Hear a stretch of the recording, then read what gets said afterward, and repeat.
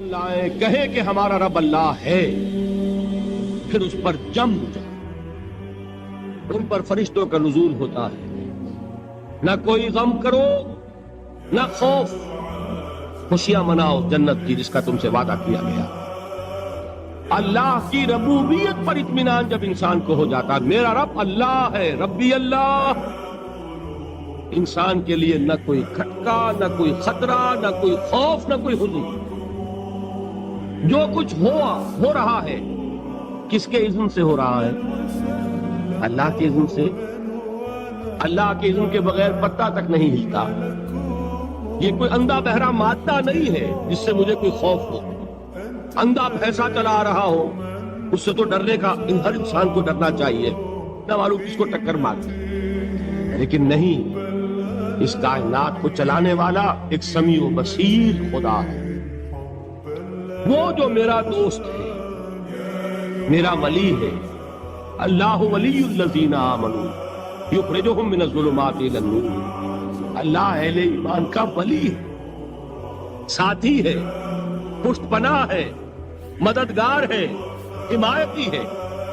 بتائیے جسے یقین ہو جائے کہ اللہ میرا مددگار، اللہ میرا محافظ، اللہ میرا پشت پناہ، اللہ میرا حمایتی، اس کے لیے کوئی خوف ہوگا؟ اس سے کوئی ڈر ہوگا؟ میں مثال دیا کرتا ہوں ایک بہت سادہ، پنجاب کے دیہات کی۔ تو بڑا چودھری ہے اور کوئی غریب کسان ہے۔ اس غریب کسان کے جانوروں کو ہر وقت اندیشہ ہوگا چوری کا، کوئی میری بھینس کھول کر نہ لے جائے، کوئی میرا بیل کھول کر نہ لے جائے۔ لیکن جس کے بارے میں یہ سب کو معلوم ہو کہ وہ جو بڑا چودھری ہے وہ اس کا دوست ہے، اس کی بچیا کو کوئی خوف ہوگا؟ اس کی بھینس پر کوئی ہاتھ ڈالے گا؟ اسے کوئی اندیشہ ہوگا؟ نہیں۔ کیوں؟ کہ وہ بڑا چودھری، بڑا اس کا یہاں کا سردار، جاگیردار، سب کو معلوم ہے وہ میرا دوست ہے، کوئی میرے خلاف اقدام نہیں کر سکتا۔ اس دنیا میں یہ چھوٹی سی بات اگر آپ کے دلی اطمینان اور سکون کا باعث بن سکتی ہے تو ذرا تصور کیجئے۔ میں لفظ تصور استعمال کروں گا صرف اس لیے کہ اس کا ہم جس کو کہتے ہیں ادراک اور شعور کر نہیں سکتے، اگر کے ساتھ کر سکتے۔ اگر یقین ہو کہ اللہ میرا مددگار اور یقین ہو کہ اللہ ہر آن میرے ساتھ ہے، پھر کوئی خوف؟ کس کا خوف؟ کوئی شے اللہ سے بالا تر ہے؟ کوئی قوت اس سے زیادہ طاقتور ہے؟ کوئی اس کے ارادے کو بدلنے والا ہے؟ کوئی اس کی مشیت کے آڑے آنے والا ہے؟ یہی بات ہے جو حضور نے فرمائی۔ یہ ایمان کا حاصل ہے لب لباب،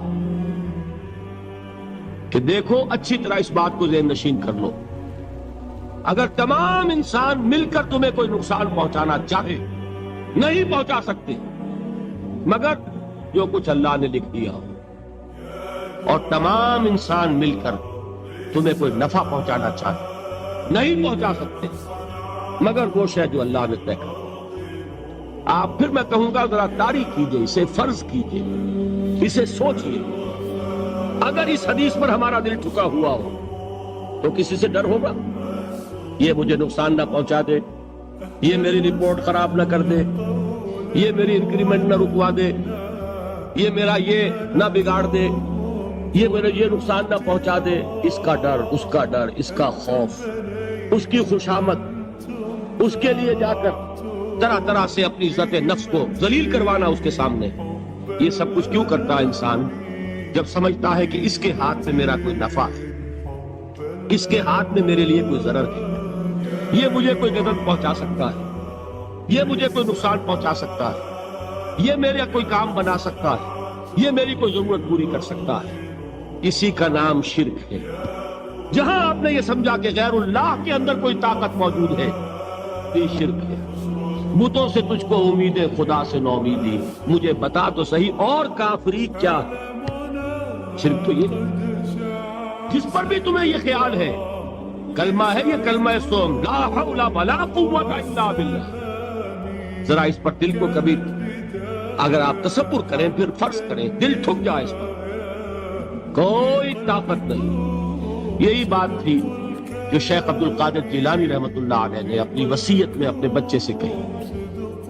11ویں دینے والے ہیں، لیکن حضرت شیخ عبد القادر جیلانی کی وصیت اور تعلیمات کو کتنے لوگ ہیں کچھ جانتے ہیں؟ یہ جن مقامات تک پہنچے ہیں وہ کس چیز کی بدولت پہنچے؟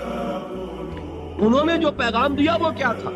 اے میرے بچے، جس طریقے سے قرآن مجید میں حضرت لقمان کی نصیحتیں جو ہے نقل کر دی گئی ہیں، میں یہ عرض کروں گا بالفرض اگر قرآن حضرت عبد القادر جیلانی کے بعد نازل ہوا ہوتا تو شیخ عبد القادر کی یہ نصیحتیں بھی قرآن میں درج ہوتی. اتنی اونچی نصیحتیں ہیں.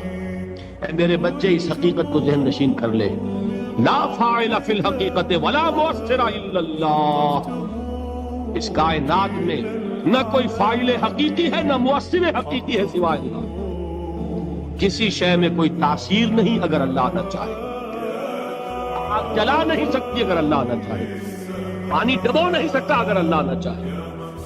زہر ہلاک نہیں کر سکتا اگر اللہ نہ چاہے. کوئی چیز فائدہ نہیں پہنچا سکتی اگر اللہ نہ چاہے. تو در در پہ کیوں سر جھکاتے ہو؟ در در پر کیوں جبیں سائی کرتے ہو؟ سب کے سامنے کیوں ہاتھ پھیلاتے ہو؟ ایک اللہ سے مانگو.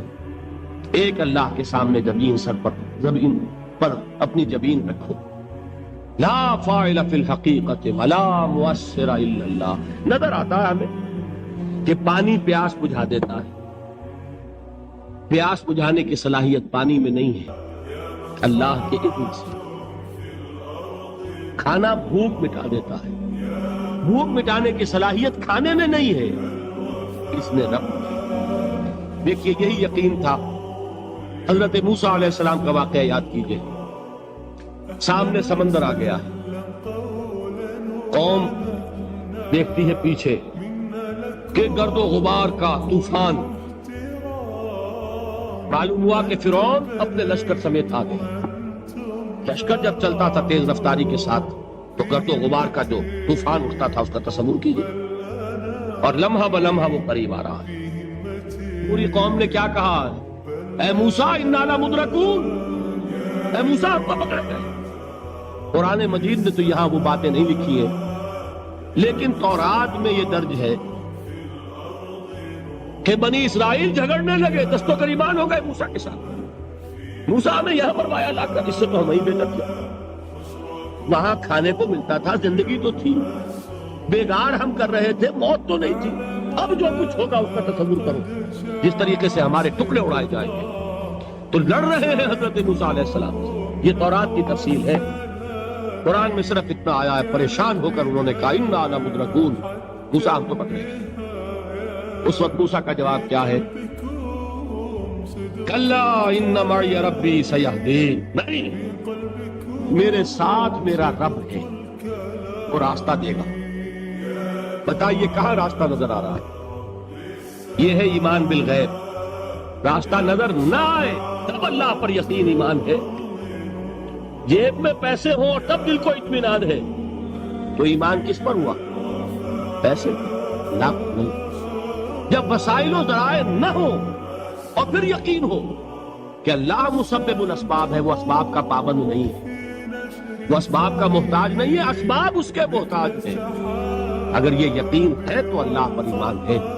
یہ نہیں ہے تو تمہارا ایمان اسباب پر ہے، وسائل پر ہے، ذرائع پر ہے، مادیات پر ہے، اللہ پر نہیں. اس وقت کہاں راستہ تھا؟ کوئی راستہ تھا؟ سمندر ہے اور ادھر سے لشکر آ گیا ہے. کلا ان معی ربی سیہدین. اب دیکھیے ایمان کہہ دینا آسان ہے، ہوا معکم اینما کنتم، جہاں کہیں بھی تم ہوتے ہو اللہ تمہارے ساتھ ہوتا ہے. لیکن اس کا یقین قائم ہو جائے تو زمین و آسمان کا فرق آ گیا.